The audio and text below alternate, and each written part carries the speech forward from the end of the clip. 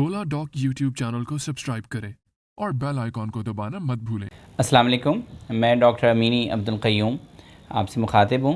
मैं एक general and laparoscopic surgeon हूँ और Liaquat college of medicine and dentistry में एज़ असिस्टेंट प्रोफेसर अपनी खिदमत सर अंजाम दे रहा हूँ। इसके अलावा मेरा special interest emergency and trauma surgery भी है और मैं हेड ऑफ़ द डिपार्टमेंट हूँ एमरजेंसी डिपार्टमेंट में।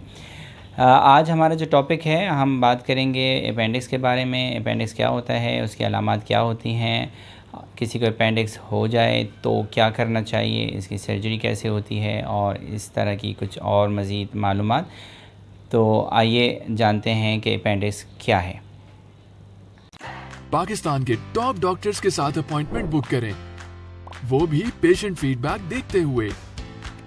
लाखों लोगों की तरह पाकिस्तान के सबसे बड़े डॉक्टर नेटवर्क का फायदा उठाएं और आज ही ओला डॉक ऐप डाउनलोड करें। ओला डॉक, डॉक्टर का अपॉइंटमेंट आसानी से। अपेंडिक्स के मर्ज़ की अलामात ज़्यादातर टीन एजर्स में होती है, यानी कि 13 ईयर्स से 19 ईयर्स तक के बच्चों में ये बहुत ज़्यादा कॉमन है। लेकिन 5 साल 4 साल के बच्चों से लेकर 70-80 साल तक के लोगों में ये दर्द उठ सकता है, लेकिन उसमें उनकी फ्रीक्वेंसी कम होती है। जब अपेंडिक्स का दर्द उठता है तो पहले तो मरीज़ ये शिकायत करता है कि उसके पूरे पेट में दर्द है, और फिर कुछ घंटों के बाद सीधे हाथ की तरफ, निचली तरफ, सीधे हाथ में पेट की निचली तरफ शदीद किस्म का दर्द होता है, जिसके साथ उल्टी मतली जैसी कैफियत का होना, भूख का नहीं लगना या बुखार का आ जाना मज़ीद इस चीज़ को तक़वियत फ़राहम करता है कि पेशेंट को अपेंडिक्स का दर्द हो गया। जब पेशेंट को अपेंडिक्स का दर्द हो जाए तो फ़र्स्ट क्या करना चाहिए, ये बहुत ज़रूरी है सबके लिए जानना कि इसको हम अगर सीरियस ना लें और इसको फ़ौरी तौर पे डॉक्टर को ना दिखाया जाए तो 24 घंटे 48 घंटे गुजरने के बाद अगर मरीज़ का अपेंडिक्स फट जाता है, उसमें पस पड़ जाता है, तो उसकी सर्जरी पहले से ज़्यादा ख़तरनाक होगी। और सर्जरी तो बहरहाल इसमें फ़ौरी तौर पे करनी होती है। अगर इसमें हम देर करते हैं तो मज़ीद मर्ज़ की पेचीदगियाँ बढ़ाने के मुतरादिफ़ है।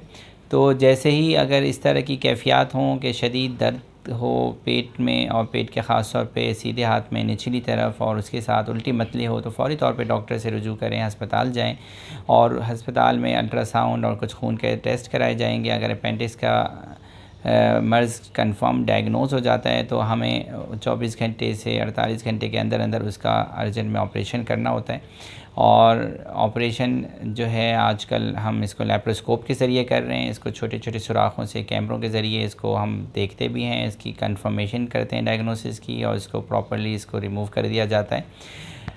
अगर आप देर करते हैं तो मर्ज़ बढ़ने की सूरत में या अपेंडिक्स के फटने की सूरत में पूरे पेट में ज़हर फैलता है और उसकी वजह से हमें ज़्यादा बड़ा ऑपरेशन करना पड़ता है। तो इस सिलसिले में ये बात ज़रूर ज़हन में रखनी चाहिए कि अगर ऐसा कोई दर्द किसी को उठे तो उसको फ़ौरी तौर पर डॉक्टर से या अस्पताल से रुजू करें।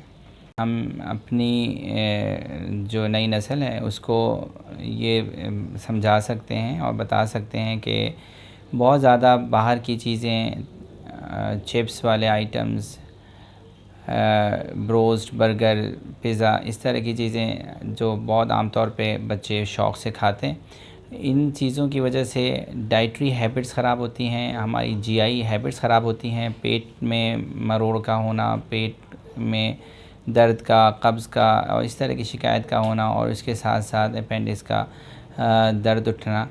तो अगर हम अपनी डाइट को थोड़ा सा फ़ॉलो करें और बेहतर बनाएं तो मुमकिन है कि बहुत ज़्यादा इस मर्ज़ से हम कम्प्लीटली तो नहीं, ये कभी भी किसी को भी हो सकता है, लेकिन ये कि हम इससे काफ़ी हद तक पेट की बीमारियों से बचा जा सकता है अपनी लाइफ स्टाइल को मॉडिफ़ाई करके, अपनी डाइट को मॉडिफ़ाई करके। अपेंडिक्स की सर्जरी दो तरीक़ों से की जाती है, जैसे मैं पहले बता चुका हूँ कि एक तो लैप्रोस्कोप के ज़रिए छोटे छोटे सुराखों के ज़रिए हम अपेंडिक्स का ऑपरेशन करते हैं, निकालते हैं, जो कि जदीद तरीक़ा है और सहल और आसान मरीज़ के लिए इस मायनों में है कि मरीज़ फ़ौरी तौर पे डिस्चार्ज एक दिन के अंदर हो जाता है, और उसका ज़ख़म जो आम तौर पे जब हम चीरे वाला ऑपरेशन करते हैं अपेंडिक्स में तो ज़ख़म ख़राब होने का या वूंड इन्फेक्शन के चांसेस जिसमें बहुत ज़्यादा होते हैं, तो कैमरे के ज़रिए ऑपरेशन करना या लैप्रोस्कोपिक सर्जरी में वूंड इन्फेक्शन के चांसेस बहुत कम होते हैं और बहुत जल्दी पेशेंट अपनी नॉर्मल रूटीन एक्टिविटीज़ स्टार्ट कर सकता है। तो लेकिन अगेन की यही है कि आप फ़ौरी तौर पे अगर अस्पताल पहुंचेंगे और फ़ौरी तौर पे डायग्नोस होगा तो अच्छे तरीके से हम डायग्नोस करके उसको अच्छे तरीके से ट्रीट कर सकेंगे और अच्छे इंस्ट्रूमेंट्स के साथ, लैप्रोस्कोप के साथ उसको डील कर सकेंगे।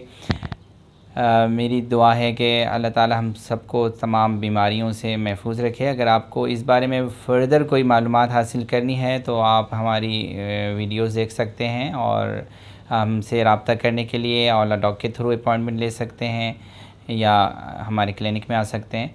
तो कोई भी अगर आपको मालूमात चाहिए तो यू कैन कम।